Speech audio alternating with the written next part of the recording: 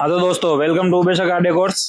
आज हम लेके आए हैं डिजायर के अंदर साउंड सेटअप पूरा 9 इंच। एंड्रॉयड भी इंस्टॉलेशन करेंगे हम इसके अंदर। पैनल हमने रिमूव कर लिए हैं डोर के। स्पीकर फिटिंग चल रही है अभी।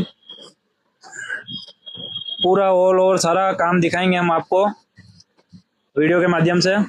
ये इसका एंड स्पीकर इंस्टॉलेशन कर लिया हमने डोर के अंदर। फ्रेम इसकी चेंज करके 9 इंच एंड्रॉयड इंस्टॉलेशन करेंगे।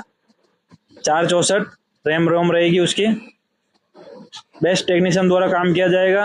कोई वायर कटिंग नहीं करेंगे हम, सारा काम कपलर टू कपलर करेंगे। एंड्रॉयड के साथ इसका AHD कैमरा लगेगा फेस आइस वाला। इसकी वायर हमने पीछे की तरफ ले ली है। बम्पर के साथ कैमरा अटैच होगा। टेल लैम्प हमने रिमूव कर लिया है। फर्स्ट लेमिनेशन भी कर लिया हमने बेस्ट क्वालिटी के अंदर। स्टीयरिंग कवर स्टेज हो रहा है इसका।